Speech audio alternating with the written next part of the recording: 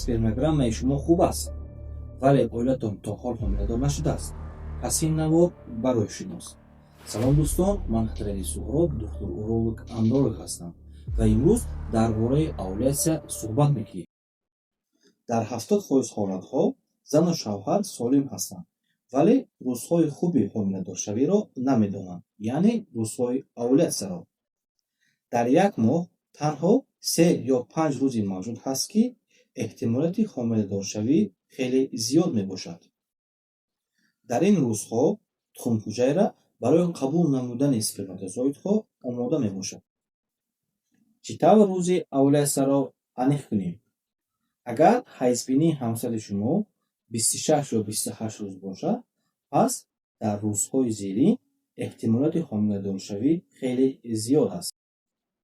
Барои маълумоти пурра гирифтан оиди овулясия ва дигар қоидаҳои ҳомиладоршавӣ дар комментария калимаи овулясияро нависед ва метавонед ба ман муроҷиат намоед.